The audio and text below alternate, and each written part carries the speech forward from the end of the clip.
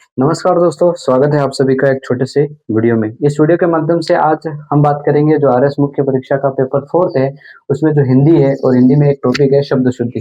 पहले भी मैंने 20 मिनट का इसके बारे में वीडियो बनाया था। जो क्वेश्चन 2021, 2023 और 2024 आरएस मुख्य परीक्षा में आए थे, इस टॉपिक से रिलेटेड उसको मैंने एक दिन बोर्ड पे यहाँ पर उसके शुद्धतम रूप बताने का प्रयास किया था और किस प्रकार से जो आरएस मुख्य परीक्षा होती है उसमें से इस टॉपिक से जो भी क्वेश्चन आए उसमें से 100% मार्क्स कैसे प्राप्त किए जा सकते हैं। एकदम बढ़िया एक किताब है राघव प्रकाश की। इस पुस्तक का प्रचार तो नहीं कर रहा हूँ, लेकिन इसको अच्छी तरह से कवर कर लेना चाहिए ताकि हमारे 4 नंबर यहाँ से मिल जाए। बाकी आरबीएससी की जो 9वीं से 10वीं की 12वीं तक की एक बुक है, उसको भी पढ़ना चाहिए। साथ ही पुरानी बुक है आरबीएससी की हिंदी व्याकरण से संबंधित, वो भी मेरे पास पीडीएफ के रूप में पड़ी है और उनको हमें प्रिंट निकाल के उसको भी पढ़ना चाहिए, क्योंकि वहां पर इसको ज्यादा विस्तार से दे रखा है तो यहाँ से भी क्वेश्चन बहुत सारे बनने की संभावना बनी रहती है। मैंने बोर्ड पे 7 शब्द लिखे हैं। अशुद्ध रूप है, व्याकरण और वर्तनी की दृष्टि से ये अशुद्ध है, उनके शुद्धतम रूप हमें लिखना चाहिए। और ये कुछ ऐसे शब्द है जिनका बोलचाल की भाषा हम दैनिक रोजमर्रा की जिंदगी में इसका इस्तेमाल करते हैं, ठीक है। तो इनके शुद्धतम रूप हमें लिखने के आने चाहिए। बाकी इनका उपयोग भी करते हैं हम लेखन शैली में। बहुत सारे जब पत्र लिखते हैं, आवेदन करते हैं, तब इस प्रकार के शब्द का इस्तेमाल करते हैं, ठीक है, बोलते भी। तो पहला शब्द है एहसास। एहसास शब्द जो लिखा हुआ है, वास्तव में देखें तो हिंदी व्याकरण और वर्तनी की दृष्टि से ये शब्द एहसास होता है, ठीक है। एहसास की बात करें तो ये अरबी भाषा का शब्द है। कौन सी भाषा का? अरबी भाषा का शब्द है, जिसका अर्थ होता है महसूस करना। क्या होता है? महसूस या अनुभव करना, एहसास। तो ये शब्द आज से ध्यान रखना, एहसास नहीं होता है, एहसास शब्द शुद्धतम रूप। उपर्युक्त, ये शब्द उपरोक्त लिखा है। हम बहुत सारे जब आवेदन पत्र लिखते हैं तब हम उपरोक्त शब्द का इस्तेमाल करते हैं, जो व्याकरण और वर्तनी की दृष्टि से क्या है? अशुद्ध है। इसकी जगह जो शुद्धतम रूप है शब्द का, वो है उपर्युक्त। उपर्युक्त। यहाँ बात करें तो स्वर संधि का उदाहरण है। स्वर संधि जिनके बारे में अगर हम पढ़ते हैं, इस बार आरएस मुख्य परीक्षा में इस टॉपिक को हटा दिया है, लेकिन जब हम प्रत्यय और उपसर्ग पढ़ते हैं तो संधि के बिना काम होता नहीं, ठीक है। तो उपर्युक्त शब्द है, इसमें स्वर संधि, स्वर संधि में भी यण संधि का उदाहरण है, जिसमें अब बोल सकते हैं जैसे इसका संधि विच्छेद करते हैं तो ऊपरी प्लस उक्त बनता है, ऊपरी प्लस उक्त।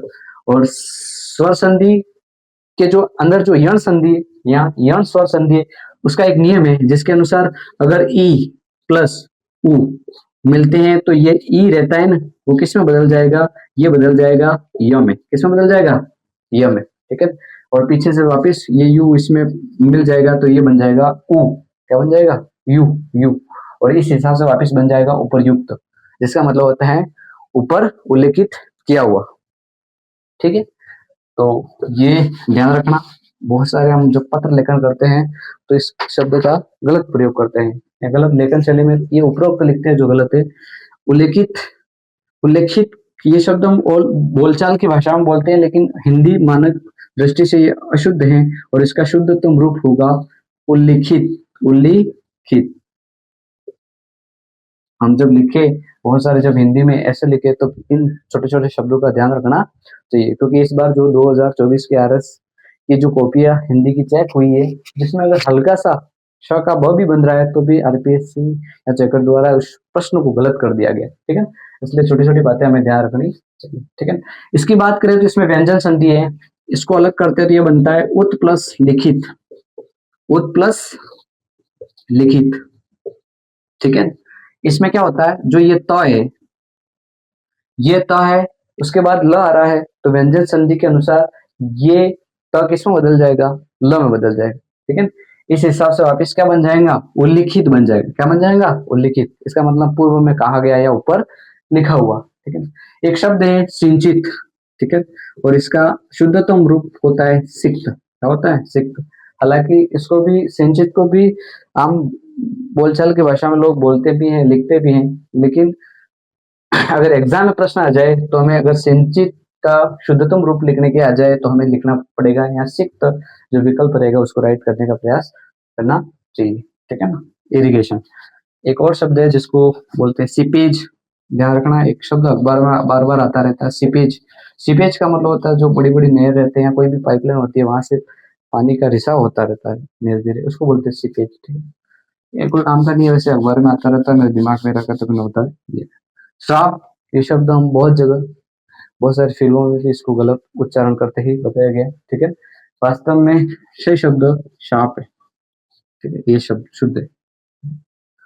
श्रृंगार, बहुत सारी जब हम ब्यूटी पार्लर्स या श्रृंगार स्टोर की शॉप पर जाते हैं तो हमें ये शब्द बहुत अशुद्ध दिखाई देता है। ठीक है, इससे पहले मैंने एक दवाई शब्द बताया था, मिष्ठान।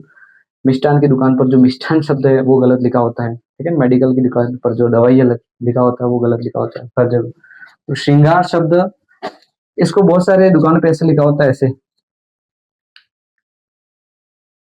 श्रृंगार, एक तो ये लिखा होता है, एक जगह ये भी लिखा होता है। ये दोनों शब्द क्या है? अशुद्ध है। ठीक है, इसका शुद्धतम रूप क्या होगा? ये होगा श्रृंगार। ठीक है, स्वास्तिक, स्वास्तिक चिन्ह के बारे में आपने सुना होगा, जब सिंधु घाटी सभ्यता पढ़ते हैं, मोहनजोदड़ो पढ़ते हैं, उसमें स्वास्तिक चिन्ह का जिक्र होता है। लेकिन इसका शुद्धतम रूप क्या है? ये स्वस्तिक। ठीक है, लेकिन हम बोलते भी गलत है, लिखते भी गलत है, जिसका मतलब होता है शुभकारी। क्या होता है? शुभकारी। तो ये कुछ शब्द थे जो हम दैनिक जीवन में प्रयोग करते हैं, लेकिन उसको अशुद्ध लिखने का प्रयास करते हैं। तो मैंने आज बताने का प्रयास किया कि इसके शुद्धतम रूप क्या है। ठीक है, तो ऐसे ऐसे मेरे को जो कुछ शब्द लगेंगे जो हम प्रयोग तो करते हैं लेकिन हम उसका अशुद्ध रूप लिखते हैं, तो उसको मैं बताने का प्रयास करूंगा। और अगर आप इसके बारे में और ज्यादा पढ़ रहे हो, आरएस मुख्य परीक्षा का पेपर दे रहे हो या कोई भी कंपटीशन एग्जाम जहाँ पर इस टॉपिक ये टॉपिक जुड़ा हुआ हो, तो हमें इस किताब को अच्छी तरह से पढ़ लेना चाहिए। और आरएस मुख्य परीक्षा के लिए 4 नंबर के प्रश्न पूछे जाएंगे शब्द शुद्धि से। ठीक है, और अगर आपका बेहतर प्रयास रहेगा जिसमें से चारों में से चारों मार्क्स प्राप्त किए जा सकते हैं, एक भी नेगेटिव नहीं हो सकता यहाँ पर। ठीक है, तो आगे भी इस टॉपिक को धीरे धीरे पढ़ते जाएंगे, एक टाइम पर इसको भी खत्म कर देंगे। इसके बाद हम नया टॉपिक जो हिंदी के पेपर में है उनको लेने का प्रयास करेंगे। Thank you.